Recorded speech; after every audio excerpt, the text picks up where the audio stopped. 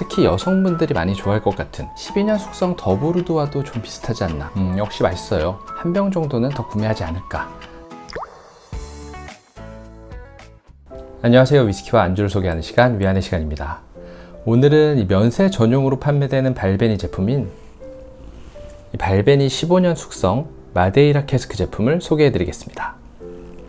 이 발베니 증류소 같은 경우는 제가 예전에도 소개를 드린 적이 있었는데요. 이 증류소의 마스터 디스틸러인 데이비드 스튜어트란 분이 굉장히 이 캐스크를 잘 사용하는 것으로 잘 알려져 있고, 이 캐스크 피니시라는 개념을 직접 만들어낸 장본인이기도 합니다. 그래서인지 이 발베니 같은 경우는 12년 더브루드부터 이 캐스크 피니시 제품들이 굉장히 많이 출시되고 또 인기를 끌고 있는데요. 오늘 마셔볼 15년 숙성 마데이라 캐스크 같은 경우도 15년 동안은 이 아메리칸 오크 배럴에서 숙성을 했다가 마지막에 몇 개월 정도 이 주정 강화 와인인 마데이라 와인을 숙성했었던 오크통에 옮겨서 피니시를 거친 제품이라고 합니다. 사실 이 마데이라 와인은 쉐리 와인과 포트 와인과 더불어서 세계 3대 주정 강화 와인으로 잘 알려져 있는데요. 다만 이 위스키를 만들 때는 마데이라보다는 아무래도 쉐리 캐스크와 포트 캐스크가 보편적으로 사용되는 것 같고, 제가 마셔본 마데이라 캐스크 숙성 위스키를 떠올려 보자면 스프링뱅크 17년 마데이라 캐스크를 진짜 맛있게 마셨었는데, 그때 기억에는 약간 복숭아나 오렌지류의 그런 달콤하면서 상큼한 그런 캐릭터가 상당히 매력적이었던 것 같습니다.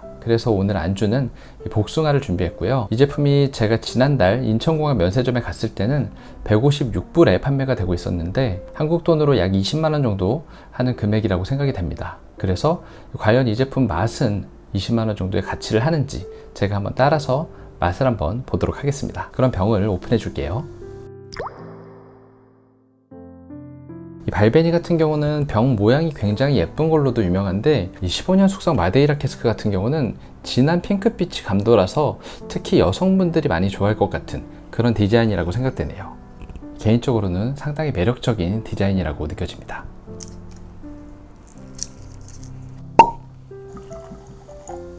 이렇게 위스키를 한 잔 따라줬고요. 먼저 색을 살펴보면 약간 진한 구릿빛을 띠고 있는데 12년 숙성 더브루드와도 좀 비슷하지 않나 라는 생각이 듭니다.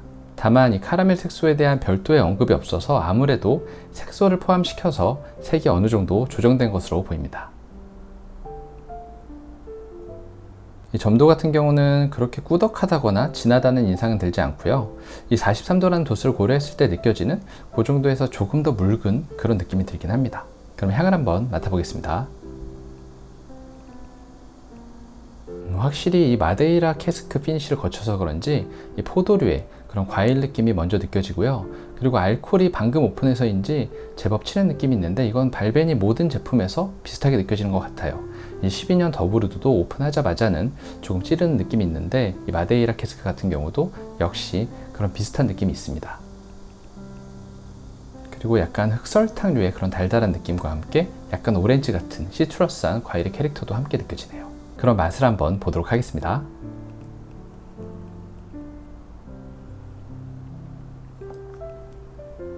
이 제품은 굉장히 달달하네요. 이 발베니 기본적인 라인들보다 조금 더 단맛이 강조된 느낌이 들고요. 그리고 이런 가벼운 과일들의 캐릭터에 비해서 입안에서 느껴지는 바디감은 그렇게 가볍지 않다고 느껴지고요. 피니시도 짧지 않게 약간 중간 정도로 이어져서 이 전반적인 균형감, 밸런스가 잘 잡혀 있다는 생각이 듭니다. 다만 하나 아쉬운 건 끝맛에서 약간 탄닌스러운 그런 떫은 느낌이 느껴지는데, 이 부분은 뭐 취향에 따라서 호불호가 조금 갈릴 수도 있을 것 같아요.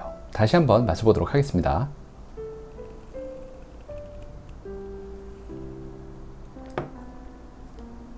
다시 맛을 봤더니 그 향에서 느껴지던 그 알코올 느낌이 살짝 맛에서 느껴지는데, 이 부분은 에어레이션을 거치면 충분히 해결될 문제일 것 같고요. 생강이나 후추류의 그 스파이시한 느낌이 있는데, 이건 발베니 12년 더브루드보다는 조금 더 완화된 순화된 매운맛이라고 생각이 되네요.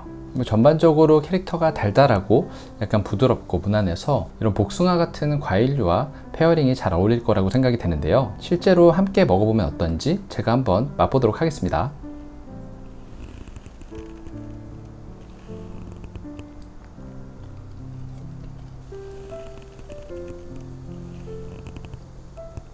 역시 맛있어요.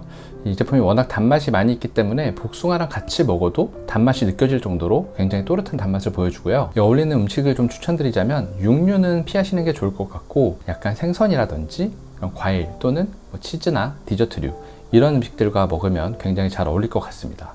그만큼 뭔가 부드럽고 약간 달달한 이런 캐릭터라고 생각이 되네요. 그럼 끝으로 제 의견을 조금 정리해서 말씀을 드리자면, 이 발베니 15년 마데이라 캐스크 같은 경우는 굉장히 진한 캐릭터를 원하시는 분들에게는 약간 실망감을 줄 수도 있는 그런 좀 가벼운 느낌의 위스키라는 생각이 듭니다. 그래서 본인이 글렌 알라키 10CS라든지 아니면 글렌드로낙 18년 이런 깊고 중후한 맛을 원한다면 선택하지 않는 게 좋을 것 같고요. 다만 이 제품이 가진 그런 달달한 캐릭터와 균형 잡힌 밸런스, 이런 것들은 충분히 매력적이기 때문에 지인들과 함께하는 자리에 면세점에서 한 병 구매해서 들고 갈 그런 제품을 찾는다면 이 발벤이라는 네임밸류, 그리고 굉장히 예쁜 병의 디자인, 호불호가 없을 것 같은 맛, 이런 것들이 종합적으로 괜찮기 때문에 선물용이라든지 아니면 지인과 함께 마실 위스키를 찾으신다면 굉장히 적절한 제품 중에 하나가 될 수 있다고 생각이 되고요. 분명 진하고 깊은 그런 맛들은 없지만 누가 마셔도 맛있는 위스키라고 생각이 될 정도로 이 제품만의 그런 달달하고 부드러운 매력이 있기 때문에 저는 개인적으로 다음에 면세점에 갈 일이 있으면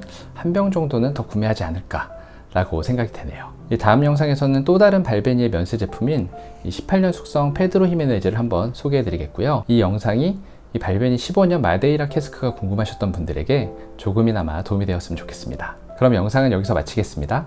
다들 오늘도 즐거운 위스키 생활 되세요.